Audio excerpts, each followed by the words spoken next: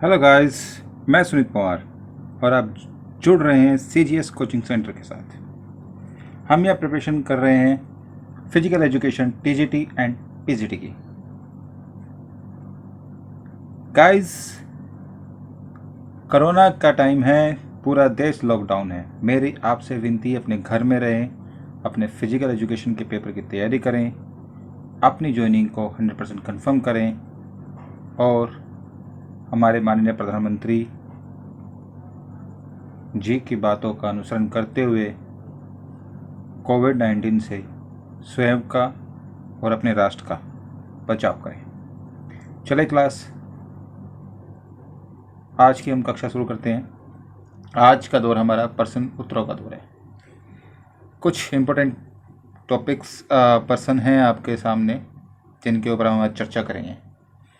चलिए देखते हैं हम सबसे पहले अपना पहला क्वेश्चन। आज का हमारा पहला प्रश्न है, भारत ने ओलंपिक खेलों में कुल कितने पदक जीते हैं? How many medals India has won in Olympic games? Option A 26, option B 30, option C 24 and option D 25। My dear students, यहाँ पर option A 26 is accurate right. 1920 से 2016 तक भारत ने जितने भी ओलंपिक खेले उनमें मात्र 26 पदक हासिल किए, जिनमें 9 गोल्ड मेडल, 5 सिल्वर मेडल और 12 ब्रॉन्ज मेडल हैं। गाइस, माय डियर स्टूडेंट्स, आपने विकिपीडिया पर या बाकी कुछ एक जगह 28 मेडल्स देखे होंगे इंडिया की झोली में, इंडिया के खाते में। मैं बता दूं कि द्वितीय ओलंपिक में जब इंडिविजुअली वॉलंटरी तौर पर हमारे देश के नाम से 2 एंग्लो इंडियन खिलाड़ी खेले थे और उन्होंने 2 मेडल जीते थे, सिल्वर मेडल। एंग्लो इंडियन खिलाड़ी ने जो खेले थे उन्होंने जो 2 सिल्वर मेडल जीते थे, अगर हम उन सिल्वर मेडल्स को यहाँ पर काउंट करते हैं तो भारत की झोली में 28 मेडल हैं। अगर हम भारत का ओलंपिक में 1920 से स्टार्टिंग मानते हैं तो भारत में की झोली में कुल 26 मेडल हैं। ठीक है, चले अब आगे बढ़ते हैं नेक्स्ट क्वेश्चन की ओर। अगला प्रश्न है हमारा, चोट लगने पर रक्तस्राव को रोकने एवं रक्त जमने में कौन सा तत्व सहायक होता है? Which element is helpful in stopping bleeding and freezing of blood on injury? मतलब जब हमें चोट लग जाती है तो हमारे टिश्यू, सॉफ्ट टिश्यू या सॉफ्ट हमारे एपिडर्मिस डर्मिस दोनों तरह की स्किन डैमेज होती हैं, तो फिर वहाँ से ब्लडिंग होती है। और वो जो ब्लडिंग होती है उसको अगर हम ज़्यादा नहीं होती, कुछ देर हम प्रेशर से दाब के रखते हैं और वो वहाँ पे अपने आप रुक जाती है। तो उसको रोकने में कौन सा तत्व सहायक होता है अगर ज़्यादा मेजर कट नहीं है तो, या मेजर ब्लडिंग नहीं हो रही है तो? Option A RBC, option B WBC, option C lymphocytes या ऑप्शन डी थ्रोम्बोसाइटिस। तो माय डियर स्टूडेंट्स, यहाँ पर आपका ऑप्शन डी थ्रोम्बोसाइटिस इज राइट। ठीक है, ऑप्शन डी थ्रोम्बोसाइटिस क्या है, एक सही आंसर है। देखिए, RBC का काम क्या होता है? RBC जो है हमारे बॉडी में ट्रांसपोर्ट का काम करती है। एक स्थान से दूसरे स्थान तक कार्बन डाइऑक्साइड को सेल से लंग्स तक लेकर आना और ऑक्सीजन को लंग से सेल तक लेके जाने का काम RBC का है। प्लस साथ में जो न्यूट्रिशन है, बाकी जो फूड्स हैं, जो भोजन की सामग्रियाँ हैं, वो सब भी लेके जाती है। WBC क्या है? हमारे शरीर में प्रतिरोधक का काम करती है। जो वह कीटाणु को, उनसे जो बैक्टीरिया हैं, जो बीमारियां हैं, उनसे लड़ती है, हमारे शरीर को स्वस्थ रखने का कार्य करती है। लिम्फोसाइटिस पार्ट ऑफ WBC का ही है। ये भी जो रक्त कोशिकाएँ हैं बाहरी जीवों से, मतलब वायरस से या फिर बाकी चीज़ों से लड़ते हैं। और थ्रोम्बोसाइटिस जो है ब्लड क्लॉटिंग में काम करती है। ठीक है, चलिए नेक्स्ट क्वेश्चन देखते हैं। नेक्स्ट क्वेश्चन है, मानव शरीर में फेशियल हड्डियों की संख्या होती है। फेशियल मतलब हमारे फेस की जो हड्डियाँ कितनी होती हैं? The number of facial bones in human body. Option A 6, option B 22, option C 28 and option D 14। Guys मैं आपको यहाँ बता दूँ, जो फेशियल हड्डियाँ होती हैं वो हैं मात्र जो हैं 14, 14 फेशियल हड्डियाँ होती हैं। 06 हमारे कान की हड्डियाँ होती हैं, 6 हड्डियाँ हमारे कान की हड्डियाँ होती हैं। इन्हें हम हाइड बोन्स भी कहते हैं। अगर हम इन हाइड्स बोन को अपने टोटल स्कल बोन के अंदर इंक्लूड नहीं करते हैं तो टोटल हमारी स्कल बोन्स 22 होती हैं। और अगर हम इन हाइट्स बोन को इंक्लूड करते हैं, ऐड करते हैं, तो हमारी स्कल बोन्स टोटल होती हैं 28। ठीक है गाइस, चलिए नेक्स्ट क्वेश्चन की ओर हम आगे बढ़ते हैं। नेक्स्ट क्वेश्चन है, भारत सरकार ने 1959 में कुंजरू समिति का गठन किस कार्य के लिए किया था? Why did the government of India set up the Kunzru committee in 1959? आखिर जो 1959 में कुंजरू कमेटी बनाई गई थी वह क्यों बनाई गई, क्या कार्य था उसका? ऑप्शन ए रोम ओलंपिक के लिए, option B national sports Arjun award, या option C to test plans for physical fitness and character building, या option D none of the above, इनमें से कोई भी नहीं। यहाँ पर सही आंसर है आपका option C, to test for plan fitness and correct activity. मैं आपको बता दूं कि 1959 में कैडॉप इंक्वायरी बैठी थी, जो इंक्वायरी का कार्य था कि भारत देश में जो भी फिजिकल एजुकेशन के ऊपर, इंफ्रास्ट्रक्चर के ऊपर जो भी खर्चा किया गया है उस खर्चे के मानदंड को देखना और वह ये देखना कि क्या कमी रहेगी हमारे स्पोर्ट्स में। जो 1958 के एशियन गेम्स में भारत पाकिस्तान से हार गया हॉकी में। हॉकी का मैच जब भारत 1956 के ओलंपिक में गोल्ड मेडल जीत सकता है तो 1958 के एशियन गेम्स में पाकिस्तान से कैसे हार सकता है? इसी मुद्दे की वजह से, इसी बात को से पूरा भारत हिल गया था और पूरे भारत ने जो है, भारत की सरकार ने इंक्वायरी कमेटी बैठाई कि जिन कमियों की जरूरत, मतलब जिन जो कमियां रह गई हैं स्पोर्ट्स में वो बताया जाए ताकि उन्हें पूरा करें, जिससे ऐसे हमारे स्पोर्ट्स जो है भारत का आगे निखरे। ठीक है, रोम ओलंपिक के लिए कोलिन कपूर कमेटी बैठी थी कि ओलंपिक्स में दूसरे देश के जो खिलाड़ी आते हैं उनकी तैयारी कैसी होती है, क्या स्ट्रेटजी वो फॉलो करते हैं, कैसी उनकी प्रिपरेशन होती है, ओलंपिक से पहले कैसी प्रिपरेशन होती है, वो कितना मेडल लेके जाते हैं और भारत का रिजल्ट इतना अच्छा क्यों नहीं आ रहा है। और नेशनल स्पोर्ट्स अर्जुन अवार्ड 1961 में स्टार्ट हुआ था, जिसमें अर्जुन के कांस्य की एक प्रतिमा आज 5 लाख रुपए एक खिलाड़ी को दिए जाते हैं। ठीक है, चलिए अब हम चलते हैं नेक्स्ट क्वेश्चन की ओर। नेक्स्ट क्वेश्चन है हमारा, लाल रक्त कणिकाओं में कौन सा तत्व O2 प्लस CO2 के वाहक का कार्य करता है? मतलब हमारे पूरे बॉडी के अंदर O2 और CO2 को लाता ले जाता है। Which element acts as a carrier of O2 and CO2 in red blood cells? Option A platelet, option B globulin, option C fibrinogen, option D haemoglobin. देखिए मैं आपको बता दूं कि option D is right, option D जो है वो सही है। जो कि प्लेटलेट्स का काम होता है वह है कि प्लेटलेट्स जहाँ पे हमारी वेंस जो हैं उसके अंदर से ब्लड लीकेज हो रहा है तो उसको ठीक करती है, रिपेयर करती है, वह मजबूत बनाती है, ब्लड को क्लोटिंग में हेल्प करती है। ग्लोबिन का कार्य क्या है? ग्लोबिन क्या है? 2 प्रोटीन को ध्यान में रखता है, ग्लोब्यूलिन और एल्ब्यूमिन। ग्लोब्यूलिन और एल्ब्यूलिन 2 नाम के प्रोटीन है, उनको ध्यान में रखता है कि इनका अनबैलेंस ना हो। अगर इनका अनबैलेंस होता है तो हमें जिगर या गुर्दे की बीमारी हो सकती है। ठीक है, और फाइब्रोजिन जो है, फाइब्रोजिन एक ब्लड क्लोटिंग बनाने में हेल्प करता है, प्रोटीन होता है ब्लड क्लोटिंग बनाने में हेल्प करता है। ये कन्वर्ट होता है फाइब्रिन थ्रेड्स में और फाइब्रिन थ्रेड्स जो है थ्रोम्बोसाइटिस के साथ मिलकर ब्लड क्लोटिंग में हेल्प करता है।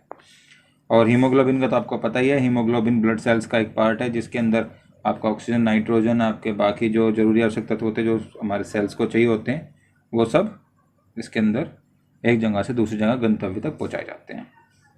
चलिए नेक्स्ट क्वेश्चन देखते हैं। फेफड़ों की कुल वायु क्षमता the total air capacity of the lungs, यहाँ ये पर्सन कह रहा है कि हमारे जो लंग्स जो फेफड़े, इनके अंदर अधिक से अधिक मात्रा में कितनी गैस हम भर सकते हैं।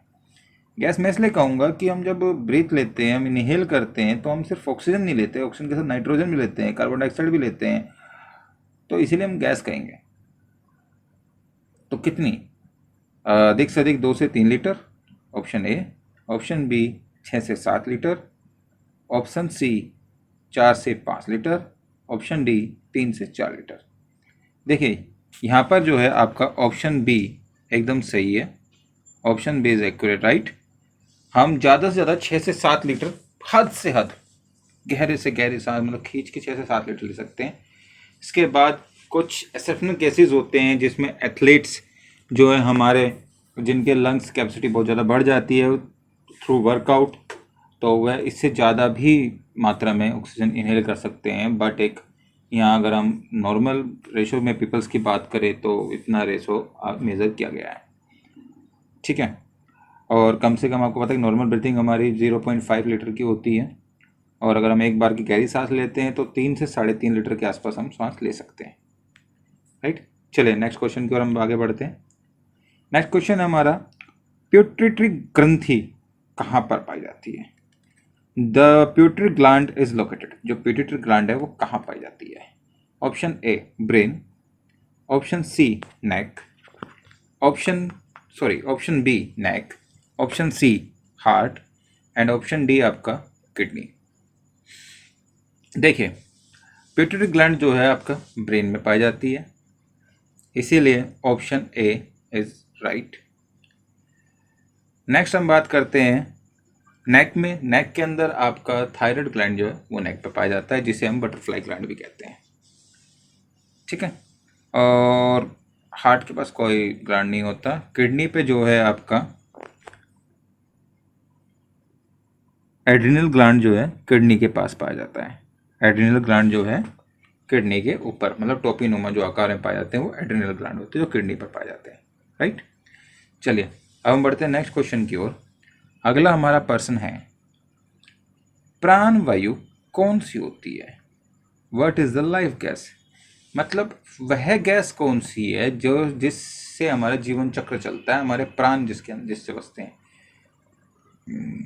अर्थात हमारे शरीर में भोजन की जरूरतों को या हमें ऊर्जा कौन सी गैस देती है? Option A carbon dioxide, option B oxygen, option C nitrogen, and option D hydrogen. देखिए यहाँ हम बात कर रहे हैं ऑप्शन प्राणवायु की, तो प्राणवायु में हमारा जो ऑप्शन बी है वो बिल्कुल सही है। ऑक्सीजन ही हमारी प्राणवायु होती है, ठीक है। कार्बन डाइऑक्साइड को हम एक्सहेल करते हैं, छोड़ते हैं, जब सेल में ऑक्सीडेशन हो जाता है और जो अपशिष्ट पदार्थ के रूप में जो गैस बाहर निकलती है वह कार्बन डाइऑक्साइड होती है। नाइट्रोजन जितना हम लेते हैं उतना वापस लेते हैं, उसकी हमें शरीर को कोई ज़रूरत नहीं होती, ठीक है। और हाइड्रोजन तो ऑक्सीजन और जल का मिश्रण है ही। नेक्स्ट क्वेश्चन अगर हम देखते हैं, नेक्स्ट क्वेश्चन है, पेशाब से प्रतिदिन पानी खर्च होता है लगभग, water cost daily from urine approximately कितना?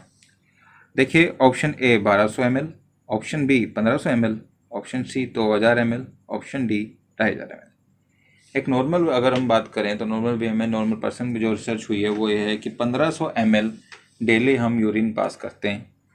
यूरिन के द्वारा जो है पानी, तरल पदार्थ की पानी खर्च होता है हमारे शरीर से 1500 मिलीलीटर, ठीक है। चलिए नेक्स्ट पर्सन की ओर आगे बढ़ते हैं। हृदय का वजन कितना होता है लगभग पुरुषों का? महिलाओं का भी इसी के आसपास होता है, कोई ज़्यादा नहीं, 50 ग्राम का हेरफेर है। Heart wages approximately for man, option A 250 से 350 ग्राम, ऑप्शन बी 150 से 250 ग्राम, ऑप्शन सी 300 से 400 ग्राम, और ऑप्शन डी 400 से 500 ग्राम। देखिए मैं आपको बता दूं, हृदय का आकार तो आपके मुट्ठी के जैसा होता है अगर हम उसकी शेप की बात करें। 4 उसमें खाने होते हैं, ठीक है। Right ventricle, right ventricle, left ventricle, left ventricle. Right वाला पार्ट जो है वो डीऑक्साइड ब्लड को बॉडी से लेता है और लंग्स में ट्रांसफर करता है, और लेफ्ट वाला पार्ट जो है लंग्स से ऑक्साइड ब्लड को लेता है और बॉडी में ट्रांसफर करता है। ठीक है, राइट वाले पार्ट में अपर से लोअर पार्ट में, मतलब राइट आर्टिकल से राइट वर्टिकल तक के बीच में ब्लड को जाने के लिए 3 कपाट होते हैं जो खुलते हैं। फिर उसके बाद आपका वो पल्मोनरी आर्टरी के द्वारा भेज दिया जाता है लंग्स में। वहीं आपका लेफ्ट आर्टिकल से 2 कपाट होते हैं जो लेफ्ट वर्टिकल में जाते हैं, और वहाँ से अरोटा वाल्व खुलने के बाद ये अरोटा के द्वारा शरीर में ट्रांसफर कर देता है ऑक्साइड ब्लड। कोरोनरी वेंस जो है अरोटा लूप से निकलकर हृदय में ऑक्साइड ब्लड, मतलब शुद्ध ब्लड जिसको ऑक्सीकृत रक्त कहते हैं, उस रक्त की पूर्ति करती है। और यहाँ पे हृदय के वजन की बात हो रही है, तो हृदय का जो वजन है वह 250 से 350 ग्राम होता है। ठीक है, चलिए नेक्स्ट क्वेश्चन की ओर हम आगे बढ़ते हैं। हमारा अगला प्रश्न है, वेंट्रिकल एक हिस्सा है। Ventricle is a part. Ventricle किसका पार्ट है? Brain, option A, option B lungs, option C heart, या ऑप्शन डी स्टमक। देखिए सीधी सी बात है, वेंट्रिकल जो एक पार्ट है वो है आपके हार्ट का। वेंट्रिकल एक हिस्सा है आपके हार्ट का। मैंने अभी आपको बताया था कि हार्ट में 4 चैम्बर होते हैं, राइट वेंट्रिकल, राइट वेंट्रिकल। अपर वाले चैम्बर्स को, अपर दोनों चैम्बर्स वेंट्रिकल होते हैं और लोअर दोनों चैम्बर्स वेंट्रिकल्स कहलाते जाते हैं। ठीक है, चलिए नेक्स्ट क्वेश्चन की ओर आगे बढ़ते हैं। शरीर के किस अंग से पारिया संबंधित है? पारिया की बीमारी अर्थात periodontal disease is related to which part of the body. मतलब पारिया की बीमारी शरीर के किस भाग से संबंधित है? Option A teeth, option B throat गला, ऑप्शन सी आइज, और ऑप्शन डी ईयर। देखिए पारिया की बीमारी जो है हमारी दांतों में लगती है, तो option A it's 100% right, teeth. Pariya की बीमारी क्या है? हमारे दांतों में लगती है। इसमें क्या होता है कि इस लगने से कि हमारे दांतों से, मसूड़ों से जो है खून निकलना स्टार्ट हो जाता है, उनके पीछे से गंद जमना स्टार्ट हो जाता है, और जो धीरे धीरे हमारे दांतों की जड़ों को कमज़ोर बना देते हैं, और इसके चलते हमारे मुख से जो बदबू भी आनी स्टार्ट हो जाती है। काफ़ी सारी बीमारी रहती है सिर्फ एक बीमारी से, पारिया की बीमारी से। ठीक है, चलिए नेक्स्ट क्वेश्चन हम देखते हैं। वसा का अच्छा स्रोत है, is a good source of fat. Option A butter, option B fish, option C milk, option D potato. मतलब वसा जो फैट है उसका सबसे अच्छा स्रोत क्या है? सबसे ज़्यादा फैट किसके अंदर पाया जाता है? तो आपका आंसर है ऑप्शन ए बटर। बटर में सबसे ज़्यादा फैट पाया जाता है। ठीक है, मैं आपको बताऊं बटर के अंदर 80 से 85% फैट होता है। कुछ बटर होते हैं जो 100% भी होते हैं। उसके बाद फिश की बात करें, फिश में 5 से 10 ग्राम के आसपास फैट आपको मिलता है, और मिल्क के अंदर ये फैट की मात्रा जो है आपकी 16 से 20% के आसपास होती है। पोटैटो में बहुत कम, नामात्र। नेक्स्ट, इसलिए मैं आपको जो जिम वाले बंदे होते हैं वो पोटैटो ज़्यादा खाते हैं, क्योंकि पोटैटो कार्बोहाइड्रेट्स का ज़्यादा सोर्स है, एनर्जी का ज़्यादा सोर्स है, और फैट का थोड़ा कम है, काफ़ी कम। निम्नलिखित में से कौन सा एक रोग वंशानुक्रम परंपरा के कारण होता है? Which one of the following disease is caused by inheritance. अर्थात यहाँ पे हम बात करें वंशानुक्रम का अर्थ होता है कि जो वह बीमारी जो पिता से बेटे को मिलती है, या फिर दादा से पिता को मिली, फिर पिता से बेटे को मिली, और आगे बेटे से फिर आगे बेटे में ट्रांसफ़र होगी। मतलब वो बीमारी परिवार में चलती रहती है, एक बतौर गिफ्ट या फिर जायदाद के तौर पर, कि जो चीज़ पिता से पिता को मिली वही चीज़ पिता से बेटे को मिलेगी और बेटे से बेटे को मिलेगी। तो वह रोग कौन सा? देखिए option A colour blindness, option B jaundice, option C lockjaw, option C cancer. यहाँ पर मैं बताऊँ आपको कि जो आपका ऑप्शन ए है colour blindness is right answer. यह है जेनेटिक बीमारी है, आपको जन्मजात होगी जो बीमारी होगी कलर ब्लाइंडनेस की। इसके बाद आपको कभी अगर जन्म से यह बीमारी ऐसी नहीं है कि आपको अभी नहीं है, और कहते हैं कि कुछ समय के पश्चात या फिर ज़्यादा टीवी देखने से या कोई एक्सीडेंट होने से या किसी प्रकार कोई डिजीज़ आंखों में होने से आपको कलर ब्लाइंडनेस की बीमारी हो जाएगी, नथिंग। ये जो होगी जन्म से होगी, वरना कभी नहीं होगी। ठीक है। लॉकजवा जो है आपका, आप खुद देखिए, लॉकजवा एक टिटिनस की बीमारी को कहा जाता है जिसमें हमारा जबड़ा जो है पूरा लॉक हो जाता है। ठीक है। जॉन्डिस जो है पीलिया की बीमारी है, और कैंसर तो आप सभी को पता ही है भली भांति, जिसमें हमारे ब्लड सेल्स, जिसमें हमारे जो सेल्स हैं, जो कोशिकाएं हैं, उनकी मात्रा कहीं किसी एक स्थान पर अत्यधिक मात्रा में वो इकट्ठे हो जाते हैं, अनबैलेंस जिनको कहते हैं, तो आगे चल के कैंसर का रूप धारण कर लेते हैं। नेक्स्ट क्वेश्चन की ओर हम बढ़ते हैं। एक युक्ता में वंश सूत्रों के कितने जोड़े उपस्थित होते हैं? How many pairs of genological are present in a zygote? एक युक्ता में वंशानुक्रम के कितने जोड़े उपस्थित होते हैं? मतलब एक स्पर्म में एक्स वाई वाई एक्स जो हमारा होता है, ये कितने होते हैं, युग्म कितने होते हैं, कितने पेयर्स में युग्म होते हैं? Option A 22, option B 44, option C 21, option D 46। तो यहाँ पर आपका जो ऑप्शन ए है 22 वो एक्यूरेट है। 22 जोड़े जो हैं आपके एक युग्म में पाए जाते हैं। अगला प्रश्न हमारा है, यूरोप में सर्वप्रथम सभ्य देश कहलाने का सौभाग्य किसको प्राप्त हुआ? First of all we heard the privilege of being called a civilized country in Europe. Option A England, option B France, option C Greek and option D Rome. मैं आपको यहाँ पे बता दूं कि जो ऑप्शन आपका सी है Greek, it's 100% accurate answer. Greek जो है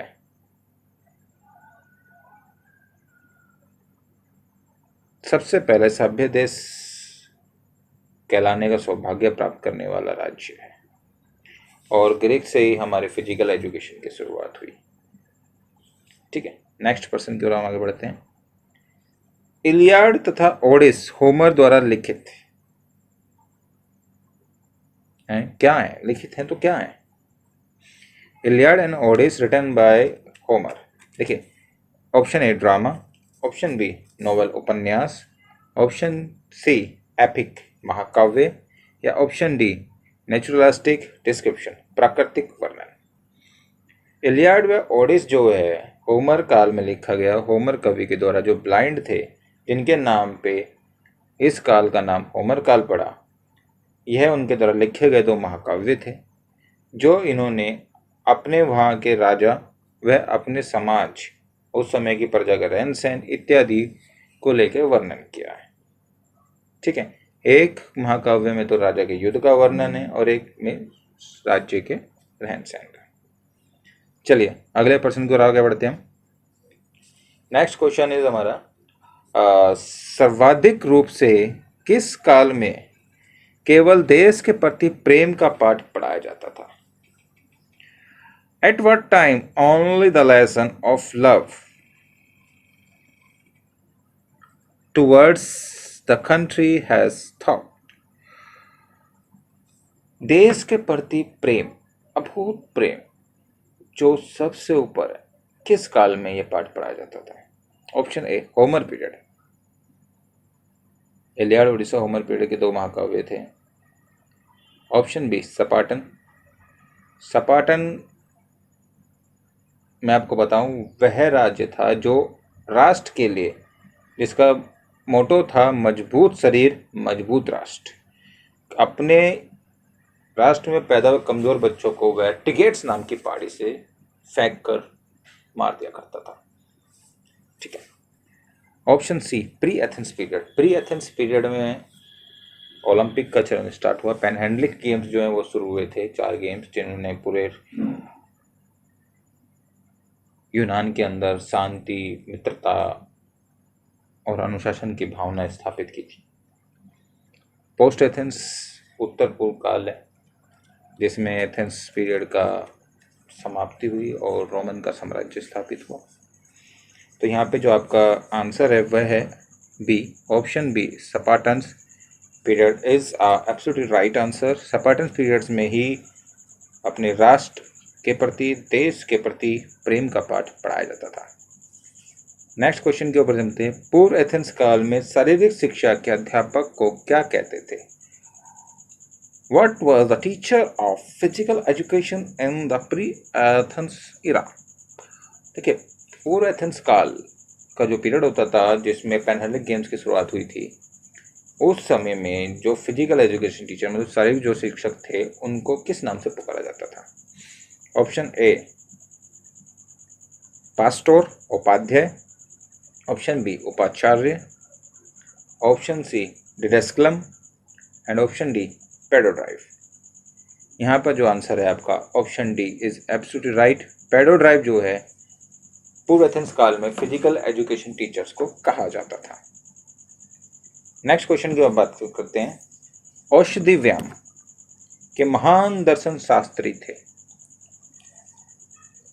औषधि व्यायाम के सबसे पहले महान दर्शन शास्त्री कौन थे? The great philosopher of medicine exercise, अरस्तु, एरिस्टोटल। ए, बी ऑप्शन आपका हिपोक्रेट्स, सी प्लेटो, डी लॉक। तो यहाँ पे आपका आंसर है वह है ऑप्शन बी हिपोक्रेट्स। हिपोक्रेट्स जो है सबसे प्राचीन और सर्वप्रथम स्पोर्ट्स मेडिसिन के, जिन्हें जन्मदाता कहा जाता है, इन्हें पितामह भी कहा जाता है स्पोर्ट्स मेडिसिन का, और यही वह व्यक्ति थे जिन्होंने सर्वप्रथम मानव शरीर का वर्गीकरण किया, उन्हें 4 भागों में बांटा। ठीक है, चलिए नेक्स्ट क्वेश्चन की हम आगे बढ़ते हैं। अगला प्रश्न है, विश्व की सबसे शक्तिशाली संगठन सर्व खेल संघ समिति की स्थापना कब हुई? सर्व खेल संघ समिति की स्थापना कब हुई? Option A 1930, option B 1932, option C 1935 and option D 1937। ये क्वेश्चन आपके प्रीवियस पेपर्स में आ चुका है और इसका आंसर है आपका 1935। दुनिया के सबसे शक्तिशाली खेल सर्व संघ समिति की स्थापना 1937 में हुई। चलिए अगले प्रश्न की ओर बढ़ते हैं। अगला प्रश्न हमारा, 25 खेल किस मुगल सम्राट के समय बहुत प्रचलित था? 25 खेल आपने देखा होगा, जिसके अंदर आपके 4 खाने होते हैं चारों साइड में।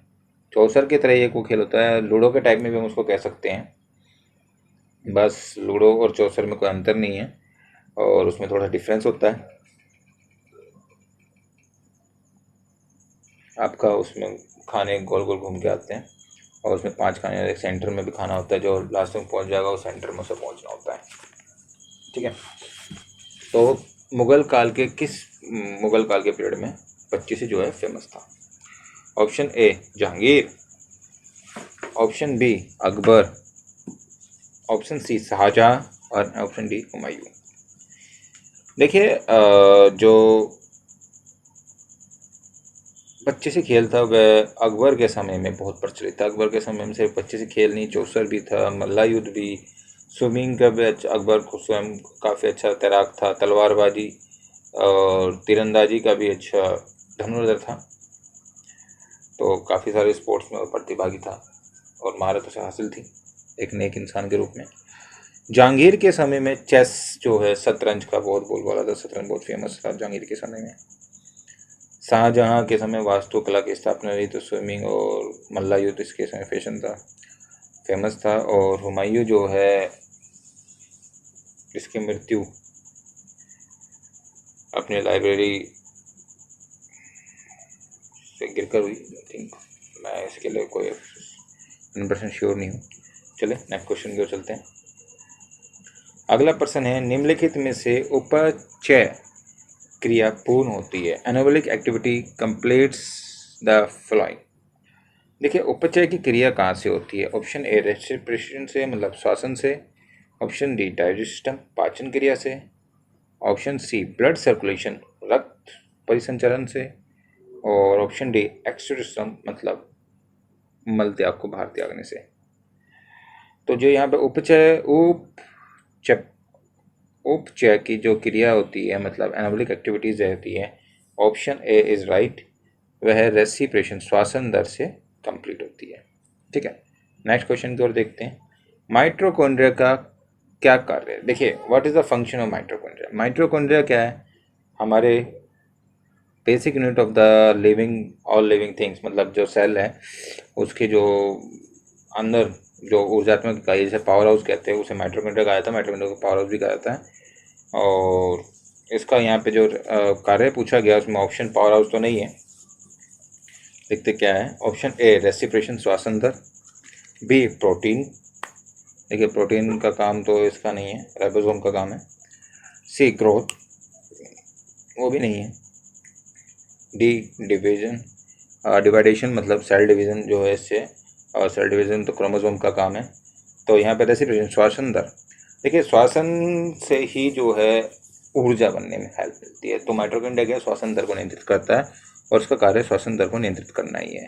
तो माइटोकॉन्ड्रिया का कार्य क्या है यहाँ पे? रेस्पिरेशन मतलब श्वसन जो है माइटोकॉन्ड्रिया के अंदर काम आता है, कार्य है। नेक्स्ट क्वेश्चन की हम बात करते हैं। रक्त बैंकों में रक्त को कितने तापमान पर रखा जाता है? At what temperature is the blood kept in the blood bank? जो ब्लड बैंक होते हैं वहाँ पे जो ब्लड को स्टोर रखे किया जाता है तो उस जगह का टेम्परेचर कितना होता है? Option A 42 Fahrenheit, option B 98 Fahrenheit, option C 10 Fahrenheit and option D 20 Fahrenheit. देखिए ये लमसम है, एक्यूरेट नहीं है फॉरनाइट टेम्परेचर, बट थोड़ा सा अप एंड डाउन ही होता है। ये नहीं कि 42 का 43 हो जाएगा या 41 हो जाएगा, ऐसा नहीं है, कुछ पॉइंट डिग्रियों का फर्क होता है। तो ऑप्शन ए 42 डिग्री बिल्कुल सही है। 42 सॉरी डिग्री नहीं, फॉरनाइट, 42 डिग्री फॉरनाइट जो है आपका बिल्कुल सही है। ठीक है, नेक्स्ट क्वेश्चन की ओर हम चलते हैं। अगला हमारा प्रश्न है, अस्थियां निम्नलिखित में से किस पदार्थ की बनी होती है? Which of the following substance is made of bones? मतलब जो हमारी हड्डियां होती है, जो अस्थियां होती है, वो किन पदार्थों की बनी होती है? Option A magnesium, option B phosphate, option C fluoride, या फिर ऑल ऑफ द अबव मतलब ये सभी। तो यहाँ पे ऑप्शन डी जो है आपका बिल्कुल सही है, all of the above. Option D is right, all of the above, right. चलिए नेक्स्ट क्वेश्चन की ओर हम चलते हैं। हमारा जो अगला प्रश्न है, अचल संधियां पाई जाती हैं, इन मूवेबल जॉइंट्स आर फाउंड, मतलब जो जॉइंट्स में बिल्कुल हलचल नहीं होती वो कहाँ पाए जाते हैं? इन मूवेबल जॉइंट्स का नंबर A ribs, C head joint, D breath chest में, या ऑल ऑफ दिस। देखिए हमने पढ़ा था कि अचल जॉइंट का सबसे अच्छा उदाहरण क्या है? हमारा हेड है। हमारे हेड में जो है इनमूवेबल जॉइंट्स पाए जाते हैं, बट रिब्स भी इसका एक अच्छा उदाहरण है कि रिब्स के अंदर भी किसी प्रकार के रिब्स के जोड़ों में कोई हलचल नहीं होती।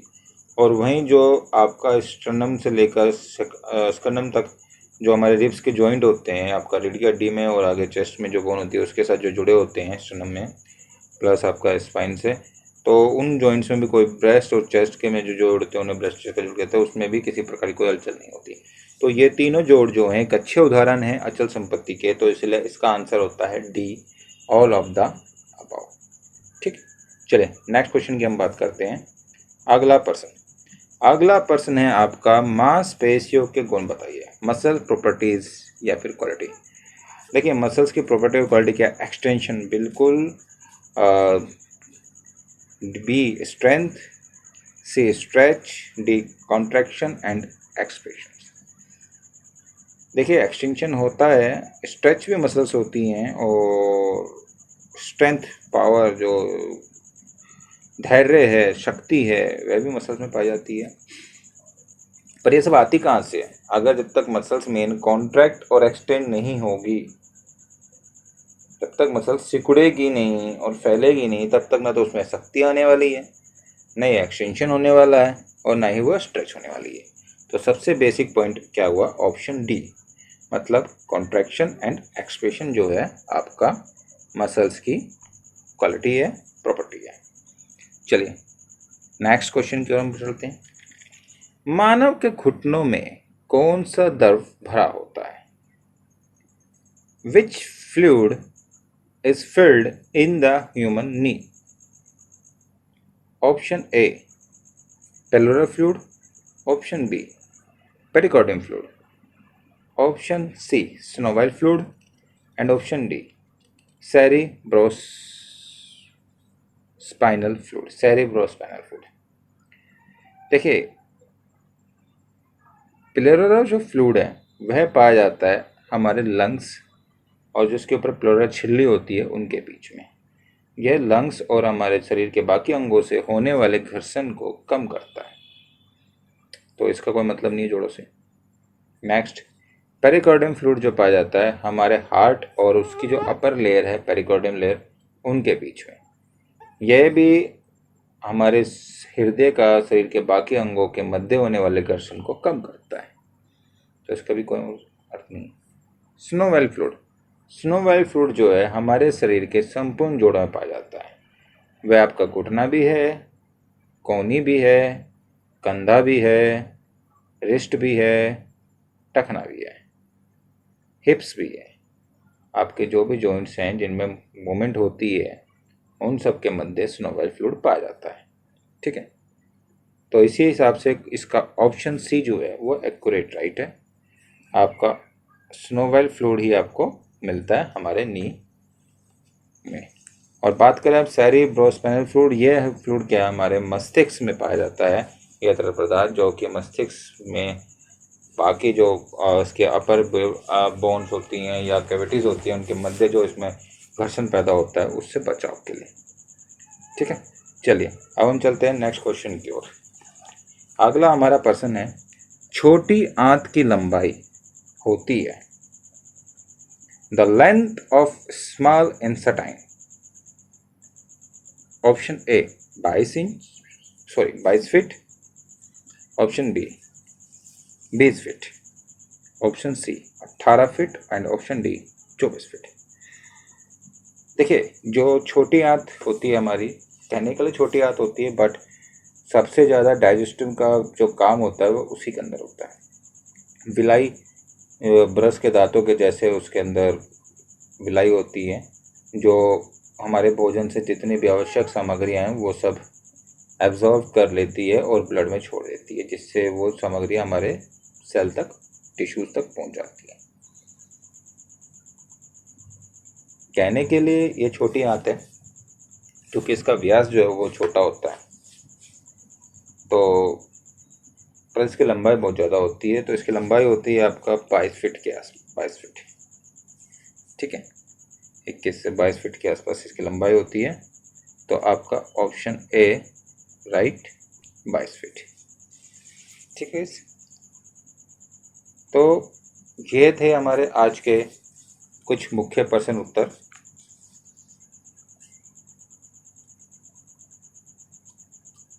और ऐसे ही प्रश्न उत्तर के साथ मैं आगे आने वाली वीडियो में आप लोगों के साथ फिर से आप लोगों के साथ एक बार फिर भेंट होगी इन्हीं प्रश्न उत्तरों के साथ।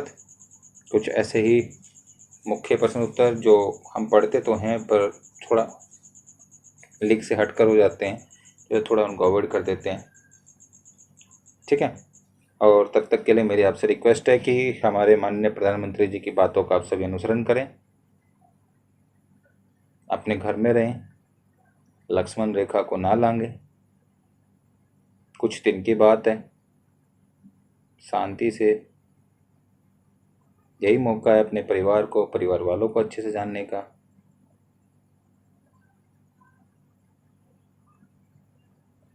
और अपने अड़ोस पड़ोस में ध्यान रखें कि जो ज़रूरतमंद व्यक्ति है उसकी सहायता करें। ऐसा ना हो कि आप तो भोजन खा के सो रहे हैं, आपके घर में, आपके पड़ोस में कोई खाली पेट सो रहा हो। तो मेरी आपसे प्रार्थना है कि सारा ना सही अपने भोजन का थोड़ा सा भाग उसको दें। वह व्यक्ति आपको बदले में कुछ दे तो नहीं सकता, परंतु दुआ जरूर देगा, और जिसकी आपको, हमें, हमारे देश को इस समय में बहुत ज़्यादा जरूरत है। चलिए गाइस, मिलते हैं, तब तक के लिए जय हिंद, जय भारत।